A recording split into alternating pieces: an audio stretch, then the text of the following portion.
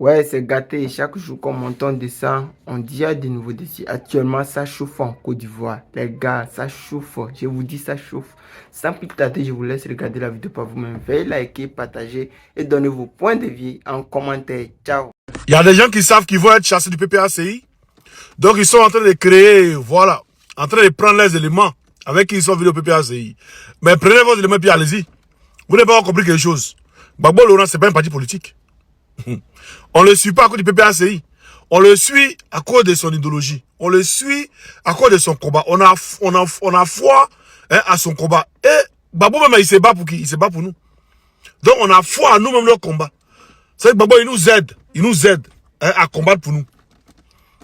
Si on était ancien président, il peut s'asseoir tranquillement. Mais il nous aide à combattre pour nous. C'est nous qui l'avons choisi. Qui l'avons mis là. Pour dire, vieux, mets-toi devant et puis allons. Faut te battre pour nous. Et puis nous, on l'aide à se battre pour nous. C'est ce que vous ne comprenez pas. Donc, Gbagbo, c'est pas un parti politique. Qui quitte le PPAC tout à l'heure, il va créer un parti politique. On va affluer là-bas. Donc, Gbagbo, c'est pas un parti politique. Donc, vous croyez que vous allez faire des manigances, hein, pour pouvoir casser le PPAC, vous avez menti. Parce que tant que nous, on est là, vous ne pouvez rien créer. Awa Domelo. En 2020, Gbagbo n'était pas en Côte d'Ivoire. Bon, commençons par 2015. Gbagbo n'était pas en Côte d'Ivoire. Si tu étais un homme, que tu bandais là, que tes enfants étaient vraiment tes enfants, que tu bandais là, tu allais venir en 2015 pour être candidat. Tu n'es pas venu. Parce que Gbagbo n'était pas en Côte d'Ivoire. 2020, Gbagbo n'était pas en Côte d'Ivoire. Toi encore, le fuyard, le menteur, celui qui fait croire qu'il est l'ami de Poutine. On t'a pas... C'est l'autre donné non. On t'a pas vu en 2020. Et nous-mêmes, nous tous, on l'a condamné. Kakabe qui est allé aux élections. Il y a eu des morts. Kofi Toussaint a été tué. Il y a eu beaucoup de morts. Il y a eu plus de 100 morts. Maintenant, pourquoi c'est en 2025 où Gbagbo arrive à Côte d'Ivoire que toi, tu veux devenir candidat? Vu que vous partez aux élections, il y a eu encore des morts. Nayo, Lopou, beaucoup de villes. Hein? À Beauville, il y a eu des morts. Maintenant, tu es allé aux élections, tu as eu combien de voix? Faites le bilan des élections, vous êtes parti là, faites le bilan. Le moment où tu donnes des terres, tu dois fermer ta gueule, au fait. Tu dois fermer ta gueule, toi, Awa Domelo.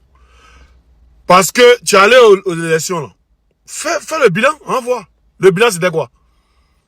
Le bilan, c'est pour venir au PPACI, encore vous cherchez à venir prendre des sauvages qui sont en France, PPACI France, qui se jouent, voilà, les trucs et tout. Déjà, mais allez-y, créez vos partis politiques tranquillement. Vous allez voir quand vous laissez tranquille. Bien que vous allez créer son parti politique, là, et quand on le voit. C'est quand il nous attaque, on attaque. Sinon, on ne le calcule même plus. Si on allait créer son parti politique, vous voyez qu'on parle d'elle, on ne la calcule plus. On l'a laissé dans son camp. Et comme ça, on est. Voilà, Afi Nguessan, il a pris le FPI. On a laissé ça dans sa main. On dit, il a prendre cadeau au Bassou. Si vous êtes des hommes, vous êtes des hommes politiques, vous êtes bandants. Allez créer vos partis politiques. Comme ce farfelu de Stéphane Kipré, ce blanchisseur d'argent là. Oui, c'est pas moi qui le dis, hein, c'est l'État ivoirien qui dit que vous êtes des blanchisseurs d'argent. Stéphane Kipré avec Dali là. As-tu Prince As-tu Dali ou quoi là? Vous êtes des blanchisseurs d'argent. C'est l'État de Côte d'Ivoire qui vous condamne. Voilà, c'est pas moi. Voilà. Donc, il a dit, vous là, c'est deux blanchisseurs d'argent là. Vous êtes parti aux législatives d'après vous. Que là, vous avez désobéi au président Gbagbo. Vous n'avez pas désobéi au président Gbagbo. Vous avez désobéi au PPACI. Vous avez désobéi à tous les militants du PPACI qui ont dit non à ces législatives. Mais vous êtes parti. Maintenant, j'avoue, vos militants qui vous êtes partis, vous savez que quand le congrès va avoir lieu là, on vous chasse du PPACI. Donc vous êtes en train de reprendre vos militants et tout. Mais vos militants là, on les connaît tous. On voit jeunesse PPACI, d'autres qui sont en train de créer la jeunesse, c'est MJC ou quoi là. Voilà, ton parti politique farfelu là, affilié à la rébellion là. Vous êtes en train de reprendre encore vos trucs. Mais on savait il y a longtemps. Toi, c'est Van qui quand même par exemple venait en France ici. Au moment où nous-mêmes, on était contre tous ceux-là. Mais toi, tu te promenais à même parcours dans la même voiture, tu dans le même bar. C'est vrai ou c'est faux? Toi, il y a longtemps, tu travailles avec eux. Et c'est pour te récompenser, pour avoir, hein. Par exemple, c'est pourquoi le président Gbagbo a vu, et puis il dit non, il ne va pas lancer mot d'ordre. Il a vu que tous ces lieutenants à bout, des lieutenants qui sont des traîtres, qui ont donné toute la stratégie au PPACI. Et Mamadou Koulibaly, il dit Mamadou Koulibaly encore.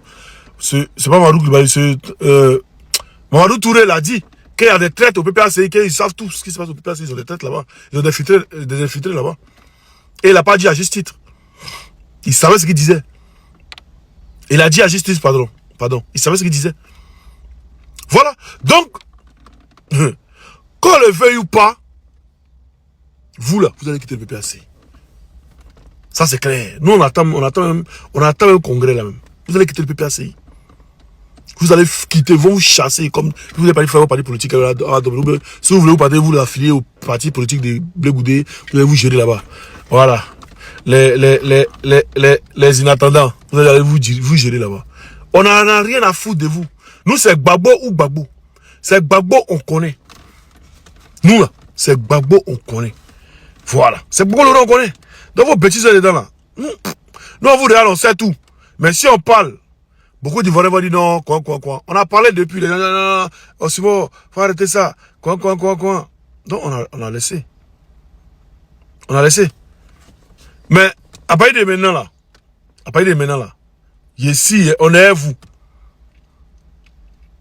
On est à vous. C'est de nous, Diaspocom. On est à vous. Vous n'allez pas croire. Vous allez voir ça, vous allez nous voir baillir même. Je vous jure, hein. Vous allez nous voir baillir. En tout cas, soyez prêts pour le combat. Déclarez-vous et puis à s'affronter. C'est tout ce qu'on attend depuis là. Déclarez-vous et puis à s'affronter. Voilà. Vous déclarez et puis on s'affronte. Maintenant, on voit qui est garçon parmi nous. C'est tout. On voit qui est communicant. C'est tout ce qu'on demande.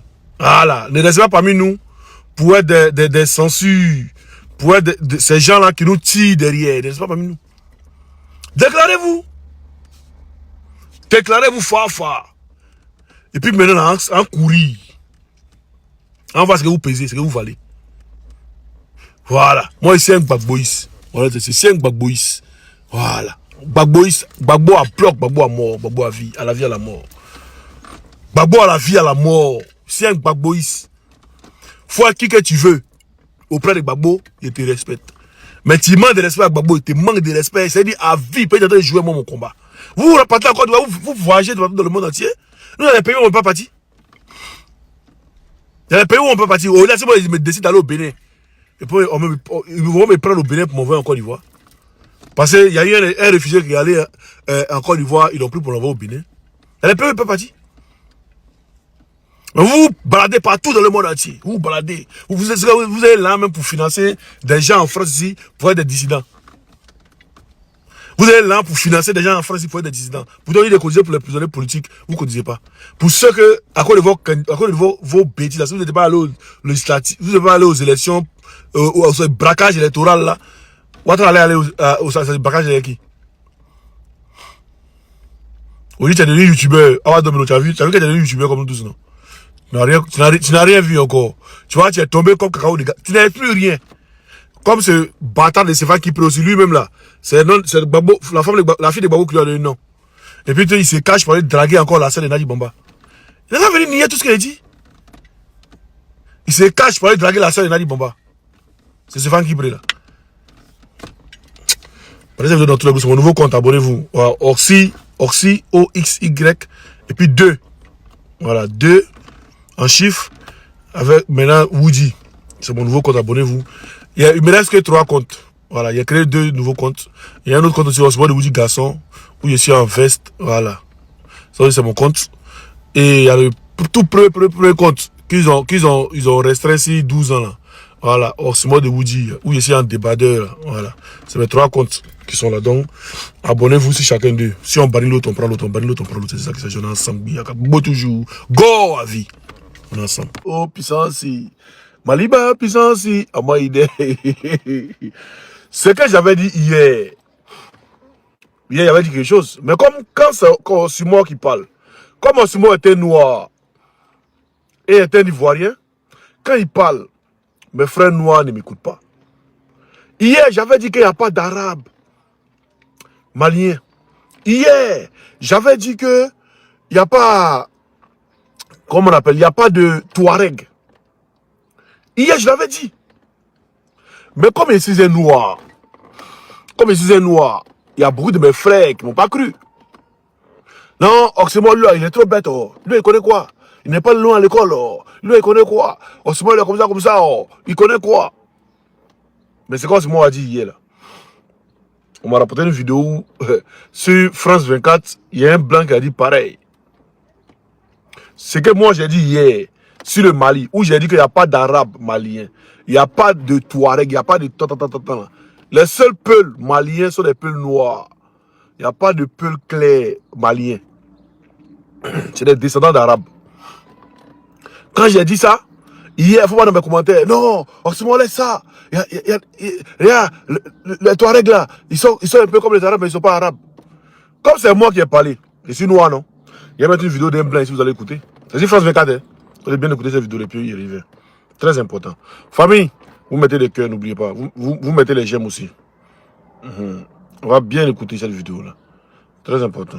Au nord du pays revendiqué par les rebelles du FLA, qui habite vraiment l'Azawad et d'où vient au cœur de cette... Voilà, affaire d'Azawad là, on a bien parlé. Attendez, augmenter le volume. Comme ça, tout le monde sera au même niveau d'information. Vous dites, il ne va pas trop parler. Hein. Donc, mettez des cœurs, partagez les likes, s'il vous plaît. Voilà. Si vous avez le son, vous mettez en commentaire, on a le son. Voilà. Hier au Mali, l'Azawad, ce territoire au nord du pays revendiqué par les rebelles du FLA, qui habite vraiment l'Azawad et d'où vient ce nom? Pourquoi ce territoire a souvent été revendiqué par les différentes rébellions touareg dans l'histoire du Mali? Pour tenter de répondre à ces questions, André Bourgeot, bonsoir. Bonsoir. Vous êtes directeur de recherche émérite au CNRS. Merci d'avoir accepté notre invitation sur France 24. Donc, commençons par le commencement. L'Azawad, c'est quoi exactement? D'où vient ce mot? Qui l'a inventé et qu'est-ce qu'il désigne? Non, c'est pas une invention, c'est la notion de territoire qui est une invention. Bon, moi, en tant qu'anthropologue, je m'appuie sur les catégories des sociétés, comment elles classent leur environnement. Mettez un commentaire si vous avez le son. Elles s'appellent de telle manière. La première chose que je voudrais dire, c'est au niveau étymologique. Zewa, ça désigne un plat, ça désigne un récipient plat dans lequel on mange. Par extension, je dis bien par extension, ça désigne toute la plaine étendue entre Tombouctou et Arawad, sillonnée par les pasteurs nomades Brabiche et Tormoz. C'est ça. Plus à l'est, c'est une autre tribu, cette fois-ci plus spécifiquement le Touareg, à savoir les Oulémidiennes, qui eux considèrent que les Zawar, c'est l'auge dans lequel les petits ruminants viennent boire. Donc vous voyez, c'est intéressant. Hein. Donc dans un premier temps, c'est une plaine, dans un deuxième temps, c'est toujours une plaine, et plus à l'est, vous avez le Tamesna, qui est sillonné un peu par tout le monde. On présente souvent l'Azawad comme un territoire touareg, mais est-ce la réalité démographiquement?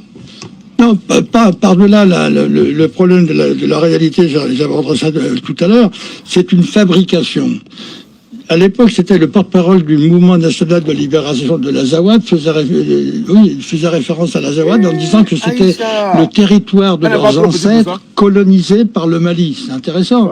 La notion de colonisation par le Mali, c'était déjà très significatif. Ils n'ont jamais parlé de la colonisation française, c'est pas par hasard, parce que justement les Canadiens n'ont jamais pris position contre la colonisation française.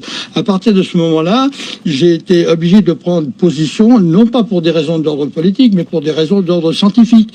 Il n'y a jamais eu ni chefferie, ni royaume, ni empire de l'Azawad. Je dis bien jamais, jamais. Comment pouvez-vous parler d'une référence de territoire? Territoire, c'est une notion politique importante. Ça veut dire que c'est un espace que vous pouvez contrôler par des forces armées, des forces militaires. Ça n'a jamais été le cas. Donc, face à ça, il y a eu un déferlement, y compris dans les médias. Pratiquement tous les médias ont donné le micro à tous ces gens-là qui sont ultra minoritaires. Je dis bien ultra minoritaires, y compris dans leur communauté culturelle. Mais quelle est la composition démographique de l'Azawad? La composition démographique, alors je ne dirais pas démographique parce que je n'ai pas de données précises sur la démographie. En revanche, j'ai des données très précises sur les communautés culturelles qui occupent cet espace dit Azawad et créé, fabriqué, je dis bien fabriqué, par les groupes armés arabo-berbères. L'ensemble, c'est intéressant parce que... Pause. Ça a été créé, l'Azawad a été créé par des groupes armés arabo-berbères. Excusez-moi, j'ai reçu un mail, il faut que je regarde vite fait.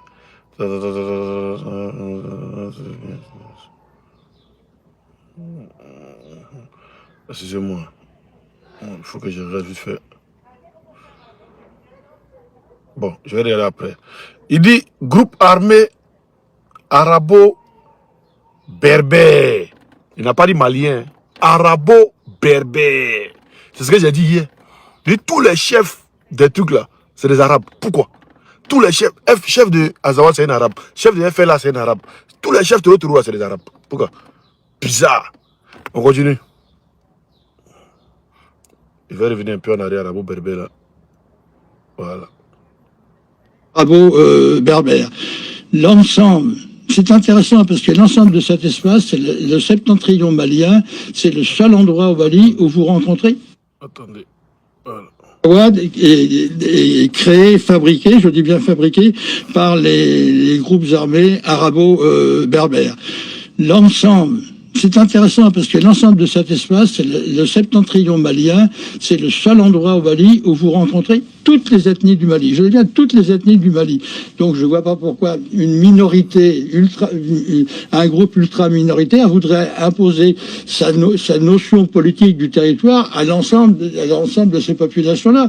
En termes de démographie, puisque vous posez le terme de démographie, je n'ai pas de statistiques, mais ils sont là aussi ultra minoritaires par rapport aux Songhai, par rapport aux autres sédentaires, par rapport aux Bozo, par rapport aux Peuls, y compris aussi par rapport aux Bambara.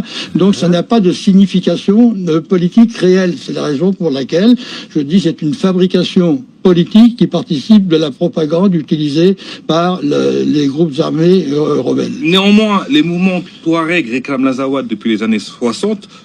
Sur quoi repose cette revendication? Est-ce qu'elle est légitime? Non, mais qu'un groupe armé revendique un territoire, ça c'est leur problème, c'est leur problème politique. Mais qui se réfère à l'histoire qui n'existe pas, je dis c'est de la manipulation, c'est de l'imposture. Il n'y a aucune légitimité historique pour cette revendication. Non, je dis bien, c'est pour ça que tout à l'heure je dis c'est une fabrication, c'est une imposture. Donc moi en tant que chercheur, je ne peux pas accepter une telle imposture. Une instrumentalisation de l'histoire à des fins politiques, c'est pas la première fois que ça se passe dans l'histoire. Donc à partir de ce moment-là, on voit partout dans la presse, y compris maintenant, on parle toujours de l'Azawad, pensant qu'effectivement c'est un territoire touareg, ce qui n'est pas simplement qu'une contre-vérité, mais qui est une fabrication propagandiste. Et néanmoins, en 2012, le MNLA proclame l'indépendance de l'Azawad. La France reconnaît implicitement leurs combattants comme interlocuteurs. Est-ce que la France a, à un moment donné, instrumentaliser ces mouvements?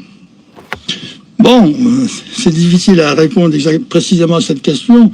En définitive, vous posez la question, est-ce que la politique française a soutenu les groupes armés de la rébellion du mouvement national de libération de l'Azawad? C'est un peu ça votre question. Oui. Alors, on peut dire, enfin c'est connu quand même, hein, que implicitement, oui. On a bien vu aussi que les micros leur étaient offerts à tout bout de champ. Régulièrement, ils avaient le droit à la parole, ils pouvaient...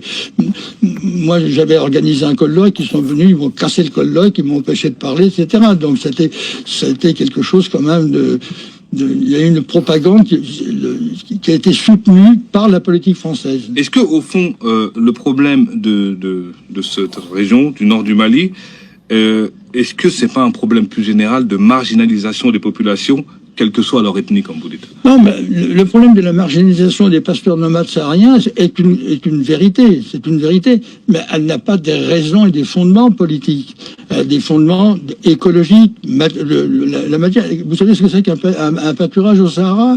C'est des touffes d'herbe espacées tous les 50, tous les 100 mètres. Comment voulez-vous, à partir de là, développer une économie autre qu'une économie domestique fondée sur des petits troupeaux? Donc vous ne pouvez pas créer les conditions de l'insertion d'une économie domestique dans une économie de marché, puisque les tailles de troupeaux sont définies aussi par les conditions écologiques. Donc c'est ça une des raisons pour lesquelles ils ont pris entre autres. Par ailleurs, il y a eu les grandes sécheresses et les grandes famines. Les grandes sécheresses de 69, 73, 83, 84, qui se sont transformées en famines généralisées, qui ont provoqué des exodes, exils. Donc ça a déstructuré totalement ces sociétés-là. Le problème, c'est que ça, c'est des vérités factuelles que l'on peut vérifier, n'importe qui peut lever. Eux, ces groupes armés ont su instrumentaliser ces données-là à des fins politiques pour légitimer leurs revendications. La situation actuelle est aussi celle-ci. Et donc, si j'ai bien compris, vous dites que dans cette région au nord du Mali, par exemple, si on va à Tombouctou, on retrouve autant de Songhai, de Peul que de Touareg, quoi. C'est un mélange En termes de démographie, c'est une des raisons pour lesquelles c'est aussi un problème. C'est que démographiquement, ils sont minoritaires par rapport aux sédentaires. Si vous voulez jouer sur l'opposition pasteur nomade et sédentaire, ils sont largement majoritaires. Maintenant, en termes de communauté culturelle, la majorité des gens, c'est surtout une majorité songhai. Donc, eux sont minoritaires. Donc, je comprends très bien pourquoi des minorités veulent s'imposer. Le problème, c'est qu'on peut s'imposer sans passer par les armes. Et sans instrumentaliser et déformer l'histoire. On peut pas se revendiquer de l'histoire, donc une antériorité, pour légitimer des objectifs actuels. Vous avez été à plusieurs reprises sur place, vous connaissez bien l'endroit. Lorsque vous étiez sur place, qu'est-ce qui vous a marqué sur la cohabitation entre les différentes populations? Bon, à l'époque, la cohabitation était harmonieuse. Après, bon, le problème, c'est que nous, au CNRS, depuis 2009, on ne peut plus faire de terrain. Sur le nord, toute la bande saharo-sahélienne nous est interdite, donc on est obligé de rester dans les capitales. Mais jusqu'en 2009, il y avait pas de problème. Ça commençait à se dégrader avec l'apparition des groupes armés salafistes djihadistes. Vous savez, les 10 ans de guerre civile en Algérie, oui. La création du GSP, du groupement salafiste pour la prédication et le combat, qui avait été, laminé par l'armée nationale algérienne. Ces gens-là s'étaient réfugiés dans le Nord Mali. Dans le Nord Mali, ils y sont presque sédentarisés. Ils ont épousé des femmes locales, etc. Donc, il y a un maillage de population. Hein. Oui, absolument. Absolument. Donc, les relations avant 2009, c'était... Il va revenir en arrière. On va bien écouter ce petit pote-là. Presque sédentarisés, ils ont épousé des femmes locales, etc. Donc, il le donne, tonton. Dans les capitales. Mais jusqu'en 2009, il y avait pas de problème. Ça commençait à se dégrader avec l'apparition des groupes armés salafistes djihadistes. Vous savez, les 10 ans de guerre civile en Algérie, oui. La création du GSP, du groupement salafiste pour la prédication et le combat, qui avait été, laminé par l'armée nationale algérienne. Ces gens-là s'étaient réfugiés dans le Nord Mali. Donc, c'est les Algériens qui sont arrivés. Dans le Nord Mali, ils sont presque sédentarisés, ils ont épousé des femmes locales, etc. Donc, il y a un maillage de population. Hein. Oui, absolument. Absolument. Donc, les relations avant 2009, c'était... Enfin, moi, quand je faisais le terrain, il y avait pas du tout d'antagonisme interethnique, si vous voulez. Il y avait une bonne entente, y compris à travers les danses. Si vous prenez, par exemple, le takamba, dansé par les Songhai, dansé par les Tamashek, etc., ça crée aussi du lien social fondé sur la paix et la reconnaissance de l'autre. C'est à partir de ces années-là, 2007, 2008, 2009, et puis le grand tournant, c'est ce qui s'est passé en Libye avec l'assassinat de Kadhafi. Oui. Ah oui, ça a été dramatique. Je me souviens à l'époque, on avait fait un débat à l'Institut du monde arabe. J'avais alerté les gens qui étaient là en disant ça va être catastrophique sur l'ensemble de l'espace saharo-sahélien. Alors on m'a traité de pro-dictateur, ça se posait pas en ces termes. C'est vrai que le régime de Kadhafi n'était pas particulièrement démocratique, mais il avait jugulé les salafistes djihadistes avec la corruption, avec tout ça, mais il avait créé une stabilité. Bon, quand il y a eu l'intervention des groupes armés, d'abord franco-britanniques, j'insiste sur cet aspect-là, suivis par les militaires de l'OTAN, ça a été la catastrophe. C'est à partir de ce moment-là aussi que les Tamashek, donc les Touaregs qui avaient rallié les légions islamiques, ont pris les armes puisque tout ça était ouvert et ils ont créé le mouvement national de libération de l'Azawad. Bah, c'est très clair. Merci beaucoup, André Bourgeot. Merci d'avoir répondu à nos questions dans le Journal de l'Afrique de France 24. Je rappelle que vous êtes directeur.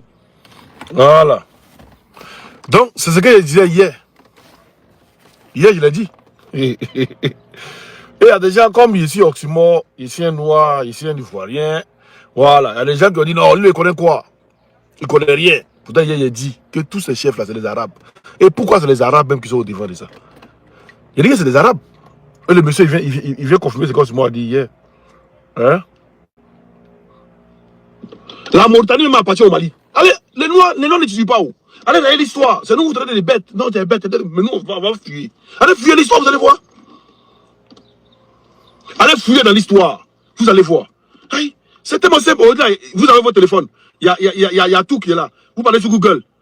Vous parlez sur Google. Vous tapez juste, hein, pouvoir. Voilà.